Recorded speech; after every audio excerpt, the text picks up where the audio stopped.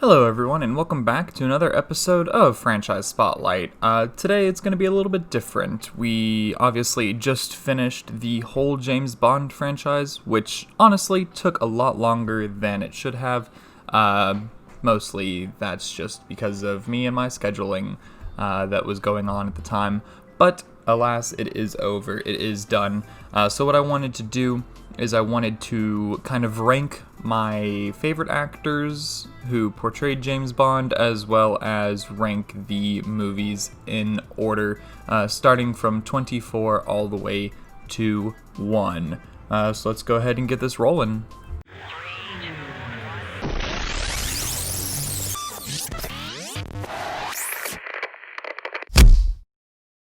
So first I wanted to talk about the actors themselves and their portrayals of James Bond. I must say each of them were different and unique in their own styles and portrayals, still holding on to the cliche tropes that James Bond would become known for, such as being suave, being cool, and just like basically having control of every situation he's in.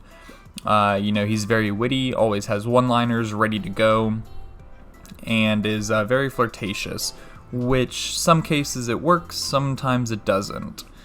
But ultimately, starting off at the bottom of the list for me personally is gonna have to be Pierce Brosnan.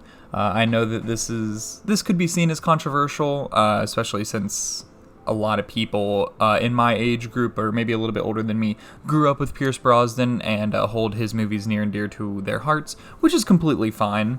But for me, his portrayal of James Bond didn't quite work for me. To me, it's really the one that stands out further than the other portrayals. Coming in next would definitely have to be Roger Moore. Roger Moore's movies were extremely campy, which again is fine. Roger Moore movies just didn't really work for me, but I didn't take him as Bond too seriously. Coming in next would definitely have to be George Lazenby. The reason he is kind of in the middle is because we didn't really get to see that many movies from him. We only saw On Her Majesty's Secret Service, which I actually really enjoyed that movie, and I actually enjoyed his portrayal of Bond. And if you haven't seen his documentary, Becoming Bond, I believe it's a Hulu original, please watch that, and I think you'll have a greater appreciation for George Lazenby as Bond. Coming in at number 3 would have to be Timothy Dalton, again for kind of the same reasons. We didn't see that many portrayals from him. He was only in 2 movies, The Living Daylights and License to Kill. He took a darker approach to the portrayal of Bond, which I actually enjoyed because it seemed like the stakes were a lot more real and that there was a lot more going on with him as a character and the character conflicts that he would have inside of himself. And down to the nitty-gritty, number 2, we do have Sean Connery. Sean Connery is the trademark Bond. When you think of James Bond, most people will think of Sean Connery, which, rightfully so. He kicked off this huge franchise that's still running today. He was able to get all the tropes down. He became Bond. He became the person we know as Bond today. Every Bond actor after him took on the tropes that Sean Connery would lay out. He would lay out the foundations for Bond, and every actor after him would pick those up and just run with it and add their own flavor and their own style to the portrayal of Bond. Number 1, the last one, would definitely have to be Daniel Craig for me personally. I grew up watching the Daniel Craig movies, and I believe that he is just the best Bond portrayal that we've seen, in my eyes, completely in my own opinion. I think that he has everything that all these other actors have had combined. He has the darker tones that Timothy Dalton had. He has the campiness when it needs to be from Roger Moore. He has the suave, slick, cool, and control James Bond that George Lazenby and Sean Connery had. I believe that Daniel Craig is just all these other actors combined, and definitely the best Bond that we've had. And yes, a lot of people have problems with maybe Quantum of Solace or even Spectre, but I still think that coming out of every single one of Daniel Craig's movies, he gives a solid performance.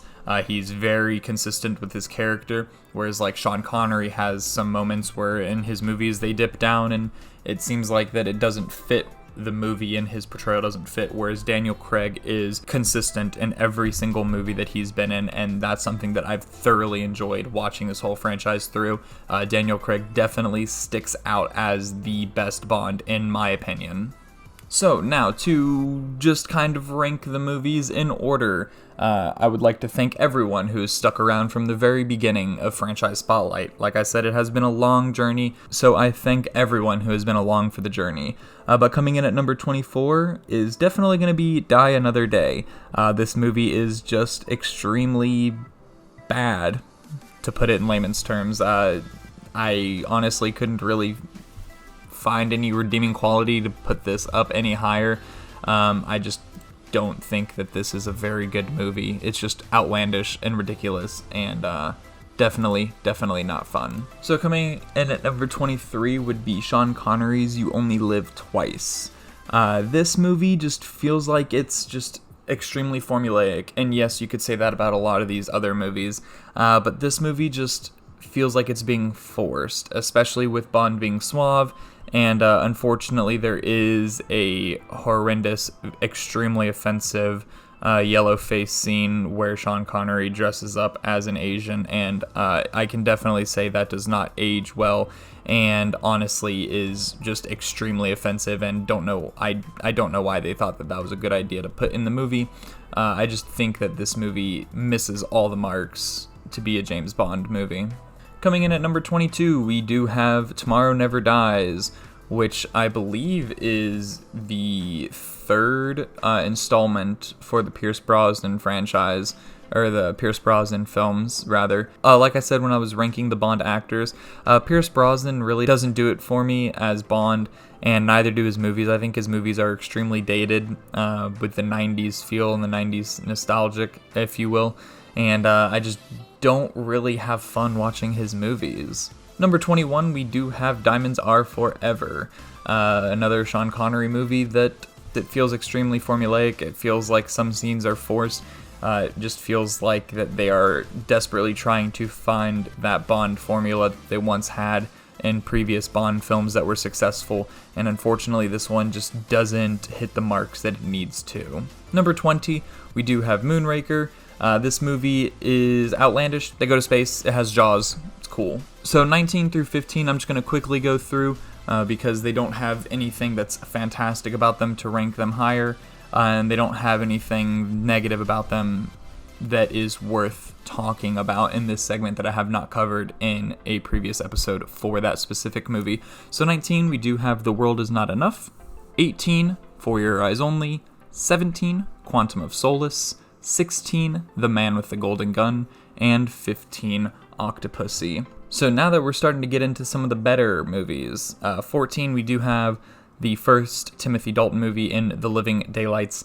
Like I said, with his performance, the movie as a whole is darker toned, and we do have this dark essence to this whole movie, which I absolutely love, especially the opening with Timothy Dalton introducing himself as Bond. I think that was fantastic. 13, the way I see this movie is not very popular amongst the fandom. Actually, this movie is not considered great by any means, but I actually really enjoyed it, and that is A View to a Kill. This movie is fun. It's just pure 80s. The A View to a Kill by Duran Duran is absolutely fantastic, and Christopher Walken as the villain is just a hell of a lot of fun. I think that this movie is just fantastic. I don't think it gets the love that it deserves, and a lot of people, for whatever reason, just wrongfully hate this movie. Coming in at number 12, we do have The Spy Who Loved Me, which actually gives us the first showing of Jaws as the villain in this, or the henchman, and I absolutely love Jaws. He's probably one of the most iconic characters in the Bond franchise, aside from Oddjob. As far as henchmen go, and This movie is adventurous, it's fun, it's campy, it has everything that you would want in a Bond film. Unfortunately, it does fall kind of right here in the middle because I think the 11 other movies are just way better than this, but you can't go wrong with this movie in my eyes. Number 11, we have Goldeneye kicking off the Pierce Brosnan films, and I think that this movie, like The Spy Who Loved Me, has everything a James Bond film should have. It's dark, it's gritty, it can be humorous, it's adventurous and mysterious at times with the villain and his motives and how the villain became the villain in this. I think that this is definitely Pierce Brosnan's best movie, as you can tell by my rankings, because this is the highest ranked Pierce Brosnan film. Coming in at number 10, we have Live and Let Die. I think that this movie is adventurous, it's fun, it's campy, it has everything you would want in a Bond film, like I said about the previous two movies, except this one is better because it has Roger Moore being cool and slick and being who James Bond is, and I think that that elevates this movie definitely higher than all these other movies. Now that we've broken the top 10, let's go into number 9 with Spectre.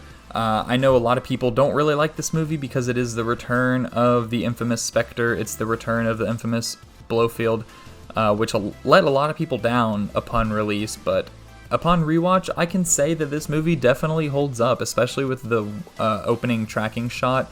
I think that this movie is just good through and through. I don't think it's perfect by any means, but I honestly didn't really have any negatives about it when I was watching it, and I can say that this movie is completely enjoyable on all levels and on every foundation that a James Bond movie should be. Number 8, we do have License to Kill, which is the second and final Timothy Dalton film, which I think sets the precursor for some of the Daniel Craig movies. But I think that this movie is dark, it's gritty, it has Bond just going rogue and lashing out and doing everything he can to kill the man that killed his friend. And a revenge story like that is just absolutely fantastic. Seeing Bond go rogue like that was just thrilling, and I loved seeing that side of Bond, a darker side of Bond, where he just wants to avenge his friend by any means necessary, and I absolutely loved that film. Coming in at number 7, we have Casino Royale, the first Daniel Craig movie. I know a lot of people think that this is his best or one of the better James Bond films, which I can agree with. However, there was some stuff that felt dated, especially the chase scene on the tarmac with the airplane, and they're trying to blow up an airplane, and something about that sequence just didn't really stick with me, but I can say that's the only thing that I found as a negative in this film. Casino Royale does give us a lot of fantastic Bond moments, especially the end whenever he introduces himself, which normally is what they would say at the beginning of the film, but at the end he introduces himself as Bond, James Bond, and that just really put a staple on, Daniel Craig being Bond, and yes, I'm all in for this Bond, I'm ready to see what he has in store for us. I think that the gambling scene and how it builds intensity and how it builds tension through just gambling and the way they move their eyes is just absolutely outstanding, the way that they were able to build tension that way. Number 6, we have On Her Majesty's Secret Service, the only George Lazenby film. And like I said with his performance, if you watch his documentary Becoming Bond and then you watch this, I think you'll have a greater appreciation for it, which is why it's ranked so high, was because I did watch that documentary and I had a greater appreciation. And it's not just based off that. I genuinely think that this is a good movie, and I believe that this is actually Christopher Nolan's favorite Bond film, which is ironic because it's the only George Lazenby one, and it's also ironic because a lot of people tend to forget about George Lazenby because he did only have one performance. But like I said with his performance, I think this movie has everything you would want from a Bond film. It's adventurous, it's slick, it's suave, Bond is in control, he is at wit's end at sometimes, and he is stuck and stranded, he has to figure everything out on his own, and I think that this movie is fantastic and definitely ahead of its time. Coming in at number 5, we do have From Russia with Love. I think this movie is very adventurous, it's fun, the train scene with Quint from Jaws is fantastic. It's fun, and you can really see that, you know, with this movie, they're really starting to find their formula, what makes a good Bond film, and they're really staying true to it. They're finding their formula with the Bond films, and it's working, and it doesn't get old. You know, from watching these movies from in sequential order, it doesn't get old when you get to this movie. It still feels fresh. Number 4, we have Thunderball. Like I said, with From Russia with Love, it feels very formulaic, but it's still fun. It's adventurous. There's underwater sequences which are actually done very well, and it's just formulaic, yes, but it works, and you don't get tired of it. And when you think back on it, and it still feels fresh, and it still feels fun, and I thoroughly enjoy this. So number 3, we do have Goldfinger. Has probably one of my favorite Bond villains in Goldfinger, and he is just motivated by getting rich and getting money, and his master plan with turning everything to gold and taking over Fort Knox and to find more gold is just strange, it's campy, it's fun. His iconic line of, "No, Mr. Bond, I expect you to die," I can't help but smile when I watch that. Number 2, we have the original James Bond with Dr. No.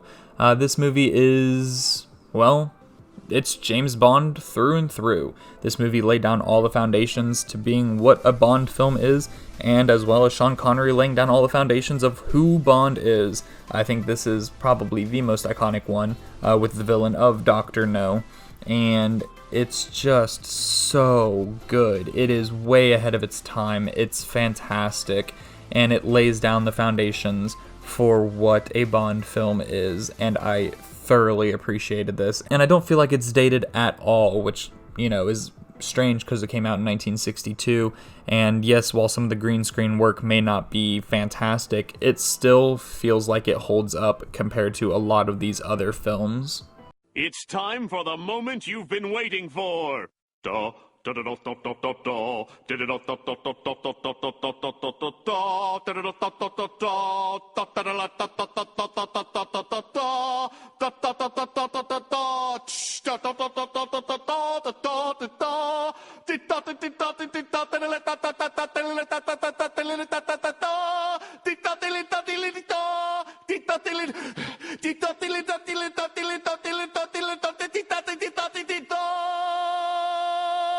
Preparing the Skyfall. So with all those films out of the way, coming in at number 1, we have 2012's Skyfall.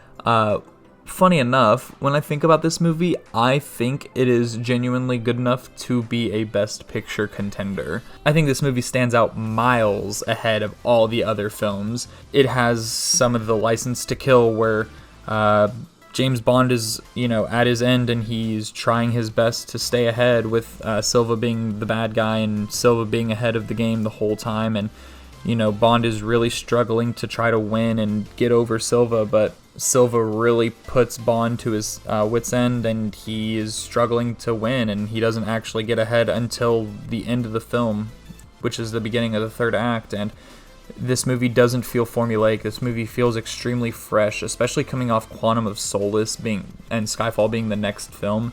This is just an outstanding film, and if you have not seen Skyfall, I would recommend this to anyone, and you really don't need to know much about the Bond franchise, because like I said, this movie I genuinely think is good enough to be a Best Picture contender.